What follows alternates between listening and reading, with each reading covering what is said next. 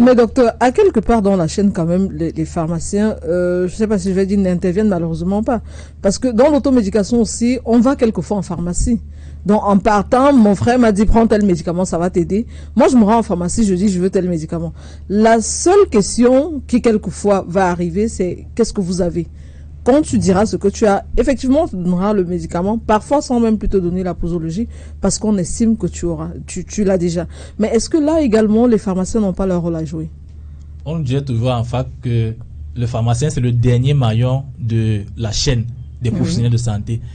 Parce que généralement, le patient doit commencer chez le médecin, il va faire les examens et tout, il aura le diagnostic et le médecin prescrit le médicament. Donc, juste avant d'entamer son traitement, le dernier professionnel avec lequel le patient est en contact, c'est le pharmacien. Et on nous dit toujours que le médecin peut faire des erreurs. Il peut se tromper, peut-être il a beaucoup de patients à consulter et autres, mais le pharmacien ne doit pas faire l'erreur parce que si le pharmacien fait l'erreur, personne ne pourra plus le rattraper. Donc je suis d'accord avec vous sur la responsabilité que nous avons. Maintenant, il y a l'aspect socio-culturel et la mentalité que nous avons souvent, que beaucoup de patients ont souvent. Parfois, les gens ne sont pas ouverts lorsqu'on veut leur faire des remarques ou lorsqu'on veut leur faire des recommandations en officine. Parce que ça, il faut le dire. Vous pouvez peut-être accuser certains pharmaciens ou certains auxiliaires de ne pas faire totalement leur travail. Mais il y a des fois où vous voulez vraiment aider le patient, vous voulez investiguer pour essayer de comprendre que, mais pourquoi vous prenez le médicament? Qui vous a conseillé le médicament? Mais plus vous voulez investiguer, plus vous vous rendez compte que le patient se ferme et vous dit, servez-moi simplement le médicament. Donc, ça crée une barrière. Et même si, et prochainement, lorsque vous aurez un patient, vous serez plus enclin à ne pas poser des questions. C'est parce que vous comprenez un peu. Parce que vous avez l'expérience, vous avez peut-être fait ça 1, 2, 3, 4, 5, 10 fois. Vous vous rendez compte que sur les 10 fois, il y a peut-être 9 qui vous ont dit, servez-moi seulement le médicament. Mais il y a aussi une classe de médicaments qui peuvent être servis sans ordonnance. Effectivement. Ça me permet de parler de 3 types de dispensation en officine des médicaments. Oui. Il y a la délivrance sur ordonnance. Donc, vous avez fait consulter par un médecin, vous venez en officine avec l'ordonnance, on délivre, il n'y a plus de commentaires à faire.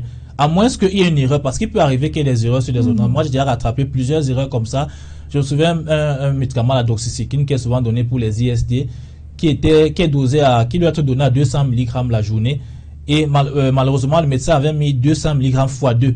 Donc, on était à 400 mg la journée. Et moi, j'ai dit au patient que je ne peux pas servir. Et je lui ai expliqué pourquoi le patient a compris. Heureusement, il y avait le numéro. J'ai contacté le médecin. Le médecin a dit qu'effectivement, c'est une erreur et puis que je corrige.